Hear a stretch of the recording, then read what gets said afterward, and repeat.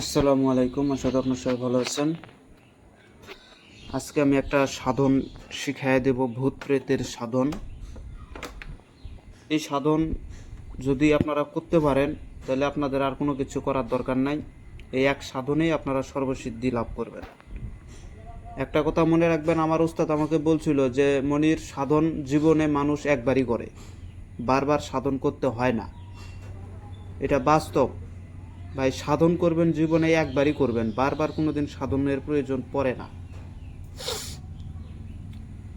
বিশেষ করে কবিরাজি লাইনে যে একেবারে আহামরি যে সাধন করতে হবে তাও না, ছোটোখাটো একটা সাধন থাকলে যথেষ্ট।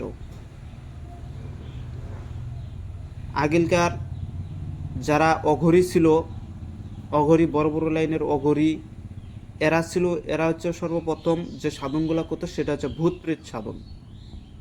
এই ভূত প্রেত সাধন করে নেওয়ার পরে তারা হচ্ছে বড় বড় দেবদেবীর সাধনে পাও দিত। যখন তারা বড় বড় দেবদেবীর সাধনে পাও দিত তখন তো তাদের এক যুগ এমনি চলে যেত, 6 মাস 1 বছর চলে যেত এক একটা সাধন করতে। তখন এতদিন ধরে যে সাধনটা যে সে এক জায়গায় বসে যে করবে, তার তো একটা খাওয়া খাদ্যের একটা বিষয় তো আছে। না খাইয়ে তো আর সাধন করা সম্ভব না, অন্তত পক্ষেও দিনে একবার হলেও তাকে খাইতে হবে। তার জিনিসের প্রয়োজন আছে, একটা সাধন করতে গেলে অনেক জিনিসের প্রয়োজন আছে যেগুলো সংরক্ষণ করতে হয়। এখন তার তো পরিবার নাই, তার তো টাকা পয়সা নাই, সে এগুলো সংরক্ষণ করবে কিভাবে? সে আহার আনবে কিভাবে, খাবে কিভাবে? এইসব অঘরীরা ভূত প্রেতকে সাধন করে রাখতো এবং এই ভূত প্রেত তার দাসী রূপে কাজ করত। দাসী রূপে যখন কাজ করতো তখন যখন সে অন্যান্য বড় বড় সাধনে পাও দিত, 6 মাস 1 বছর 1 যুগ এরকম বড় বড় সাধনে যখন পাও দিত, তখন ওই ভূত প্রেত, যেগুলা ভূত প্রেত তার দাসী হয়ে আছে, ওই দাসীদেরকে, ওই সব ভূত প্রেতকে বলা হইতো যে অমুক টাইমে আমার প্রত্যেক দিন খাবার এনে দিতে হবে এবং আমার এই সাধন করার জন্য এইসব জিনিসগুলো প্রয়োজন আছে, এগুলো সংরক্ষণ করে এনে দাও। তখন সেই সব ভূত প্রেতটা ওই সব জিনিস তাদেরকে সংরক্ষণ করে এনে দিত। এটা আমার কথা না ভাই, এটা কিতাবের কথা, এটা বাস্তব কথা। ভূত প্রেত এগুলো হচ্ছে দাসী স্বরূপ। একটা সাধক যখন কোনো ভূত প্রেতকে সাধন করে ফেলায় তখন সেই ভূত প্রেত তার দাসী হয়ে যায়, দাসী রূপে কাজ করে, তার হুকুম পাওয়ার আশায় বসে থাকে। কিন্তু সাধনের ভিতরে কিছু ভাগযোগ আছে যেগুলা লাইন বাই লাইনে যে আগাইতে পারছে তার জন্য ভালো।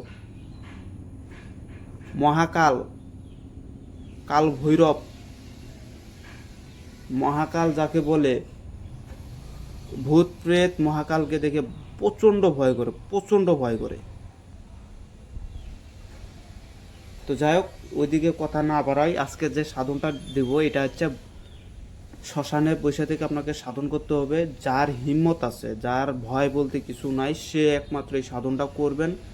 আর এই সাধনে যদি কারো কোনো ক্ষতি হয়, আমি বা আমার চ্যানেল কোনো প্রকারই দায়ী না। এবং এই সাধন করার পরে আপনি যে কতটা যে পাওয়ারফুল হয়ে যাবেন এটা আপনি নিজেও কল্পনাও করতে পারবেন না। আর এই সাধন শুধু যে একটা ভূত হবে তাও না, হাজার হাজার ভূত আপনার কন্ট্রোলে থাকবে এই এক মন্ত্রের দ্বারাই। খালি এটার মধ্যে একটু রিস্ক আছে কি, আপনার সাহসটা থাকতে হবে বেশি। যদি সাহস কম থাকে আপনি ওখানে হার্ট অ্যাটাক করেই মারা যাবেন, ভয়ে আতঙ্কেই মারা যাবেন। হার্ট অ্যাটাক কিসের কারণে হয়? ভয় বা আতঙ্কের ভিতরে, টেনশনের ভিতরে যখন পড়বো তখন এমনি হার্ট অ্যাটাক উঠে যাবে, হাই প্রেশার উঠে যাবে। তো এই সাধন করতে গেলে অমাবস্যার রাত লাগবে প্রথম কথা, 2 নাম্বার কথা হচ্ছে মদ লাগবে, 3 নাম্বার কথা হচ্ছে খাসির গোস্ত লাগবে, মাংস। এই 3টা জিনিস আপনার একদমই মানে আবশ্যক। ওই 3টা জিনিস ছাড়া এই সাধন হবে না। যখন অমাবস্যার রাত হবে তখন আপনি শ্মশানে চলে যাবেন। আমি ভাই বারবার বলতেছি, সাধন আমি তো দিতেছি, সম্পূর্ণ সাধনে দিতেছি, কিন্তু সাধনের ভিতরে, প্রত্যেকটা সাধনের ভিতরে একটু করে গুমর রেখে দেব। কারণ গুমরটা না রাখলে পরে আপনারা যে কেউ সাধনে পাও রেখে দেবেন, পাও দিয়ে হ্যাঁ কিছু করতে পারেন আর না পারেন, নিজের পুটকি নিজে বাস ঠিকই দিতে পারবেন। আর বিশেষ করে সাধন ভজন যে যার করার ইচ্ছা আছে সে অবশ্যই গুরু ধরবে আগে।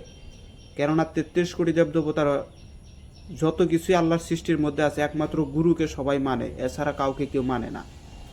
তাই গুরু যার গুরু নাই তার গুরু হয় শয়তান। তো শয়তানি যদি আপনার গুরু হয়, তাহলে শয়তানের যা কর্ম সে তো সেই কর্মই করবে। তাই একজন গুরু ধরবেন, গুরু ধরে গুরুর কাছ থেকে অনুমতি নিয়ে পরে সাধনে পাও দেবেন, তাইলেই আপনি সিদ্ধি লাভ করতে পারবেন। আর না হলে আজীবন খালি ওই ধোকার মধ্যে ঘুরে থাকবেন। তো আমি নিয়মটা বলতেছি শুনেন। যখন অমাবস্যার রাত হবে, ওই অমাবস্যার রাত ঠিক 10টার পর আপনি গোসল টোসল করিয়া 10টার পরে শ্মশানে যাবেন। কালো পোশাক অথবা উলঙ্গ, সব থেকে ভালো যদি উলঙ্গ হইতে পারেন। উলঙ্গ হয়া ওই শ্মশানের যে জায়গায় চিতা, যে জায়গায় মরাটা পুরানো হয়, ওই চিতার মধ্যে বসবেন। বৈশা শ্মশান থেকে একটা পাতিল নেবেন। পাতিল নিয়ে ওই পাতিলের ভিতরে মাংস রান্না চড়াবেন। রান্না চড়াইতে যা যা লাগে তা এখন ওগুলো সংরক্ষণ করে নেবেন। যত মানে একটা মানুষ যেভাবে রান্না করে খায় ওভাবে রান্না করবেন। আর ওই পাতিলের ভিতরে গোস্তের ভিতরে একটু না মদ ঢালে দিবেন। যে জায়গায় আপনি তেল ব্যবহার করবেন, আমরা যেরকম গোস্ত রান্না করতে গেলে তেল ব্যবহার করি, ওই জায়গায় আপনি মদ ব্যবহার করবেন। এতটুকু মদ একটু ঢেলে দিবেন। রান্না শেষ, ওখানে আপনার চিতার মধ্যে রান্না শেষ, গোস্তগুলো নিয়ে কলা পাতার মধ্যে ঢেলে দিবেন। দিয়া মদ ঢেলে দিবেন ওই গোস্তর উপরে বেশি করে মদ ঢেলে দিয়া সামনে কলা পাতার মধ্যে এই আপনার ভোগগুলা থাকবে। আর আপনি ওখানে বসে থেকে এই কিবা উত্তর দিকে মুখ করবেন। মুখ করিয়া এই মন্ত্রটা খালি জপের মধ্যে থাকবেন, বিশেষ করে 108 বার। এর উপরে আপনার জপ যাওয়ার লাগবে না। সামনে গোস্ত রেখে দিবেন কিন্তু। আর এই গোস্তটাকে সর্বোচ্চ সব থেকে ভালো যদি 64টা ভাগ করতে পারেন, মানে 64টা টুকরা বানাইতে পারেন। যেমন অল্প অল্প করে একটা একটা করে হোক বা 2টা করে হোক, 64টা টুকরা যদি আপনি বানাইতে পারেন তাহলে ভালো। আর যদি আপনি দেখতেছেন যে এটা করতে গেলে সময়ের দরকার হইতেছে না, তাহলে 64টা টুকরার দরকার নাই, এক জায়গাতেই রাখবেন। খালি একটু নিয়ম ফলো করবেন। সেটা হচ্ছে কি, মন্ত্রটা জপ করবেন 108 বার। 108 বার লাগবে না, এর ভিতরে বিভিন্ন আওয়াজ আলামত আপনি পাইয়া যাবেন। যখন আলামত পাবেন তখন গোস্ত নেবেন, ওই সামনে থেকে গোস্ত বাম হাত দিয়ে নেবেন, পিছনে ছুঁড়ে মারবেন। আবার একটা করে নেবেন, আবার পিছনে ছুঁড়ে মারবেন। আবার নেবেন, আবার ছুঁড়ে মারবেন। এভাবে 64 বার ছুঁড়ে মারবেন। বা যদি দেখতেছেন ওইটাও আপনার কাছে বিরক্ত মনে হয়, তাহলে আপনি যতটুকু পারেন ততটুকু করে নিয়ে শ্মশানের চারিদিকে খালি ছিটাই দিবেন। বিশেষ করে আপনার পিছনে ছিটাবেন। পিছনে যখন ছিটাই দিবেন, আপনার মন্ত্র জপ শেষ। জপ শেষে আপনি গোস্ত পিছনে ছিটাই দিয়ে দিচ্ছেন। দিয়ে দেওয়ার পরে এখন আপনি পিছনে তাকাবেন। এখন আপনি ঘুরবেন, ঘুরে পিছনে দেখবেন যে ওখানে একটা মরা কঙ্কালের মতন একটা ভূত এসে আপনার সম্মুখে পিছনে দাঁড়ায় আছে। সে ওইগুলা টুকায় টুকায় নিতেছে। এটা আপনার নজরে পড়বে। তখন নজরে যখন পড়বে তখন তার সাথে আপনি কথাবার্তা বলবেন যে, দেখ আমি তোকে খুশি করছি, তুই এখন আমাকে খুশি কর। তখন তার সাথে কথাবর্তন করে নেবেন। এখন আপনার জ্ঞানে যতটুকু কুলায় আপনি ততটুকুই তার সাথে কথাবার্তা বলে তাকে ফান্দে ফেলায় নেবেন। জ্ঞানীরা খুব চতুর হয়,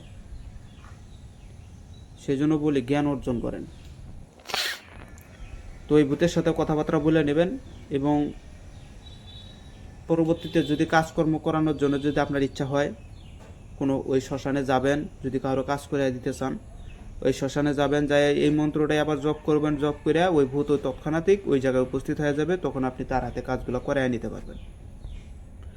মন্ত্রকুণ্ডা ওই যে আগের মন্ত্র যেটা দিছি, আমার আসনবান্দি মহাদেবের বর জানাইনু সবারে আনিতে বিস্তর সম্মুখের দিকের পাতর পদের দিকে গোড়া সর্বাঙ্গ তরিক জ্বলে নাইকো হার গোর চোখ নাই চেয়ে থাকে মুখ নাই হাসে গলা নাই কথা কয় মুখ নাই ভাসে আমার আসনে এসে ভূত ভূতাত্ত্বিকগণ জাগাই তোমারে আজ সমেত লাগার কালি কালি শিব শিব নাম পরিচয় আমার আসরে এসো চণ্ডীর দোহাই যদি না আইস তুই কালির কিরা লাগে আয় ভূত আয় প্রেত দিব খেতে লগে হার খাবি রক্ত খাবি আর খাবি নারী ফলমূলে দেব খেতে নাচাবো দিয়ে দড়ি আর যদি অন্যতা হয় তোর গলায় পিণ্ডি নিঝরে কালিমার এলো চুল নরে না আসিস তবে তোর কালীর দোহাই রক্ষাকালী শ্মশানকালী মশানকালী বলি যে না শ্মশানকালী মশানকালী মশান কালী বলি না আসিস তবে তোর কালীর মাথায় ঢালি, এই হচ্ছে সেই মন্ত্রটা। এই মন্ত্রটা আপনারা ওখানে 108 বার জপ করবেন, এর ভিতরেই আপনি রেজাল্ট পেয়ে যাবেন। অবশ্যই এই কাজ করতে গেলে যদি কোনো প্রকার বিপদ আপদ হয়, আমি বা আমার চ্যানেল কোনো প্রকারে দায়ী না। আর যদি কারো যদি এ সাধন করার ইচ্ছা থাকে, আমার সাথে আগে ভালোভাবে বুঝবেন, বুঝে তারপরে এই সাধনে পাও দেবেন, নয়তো বা দেবেন না।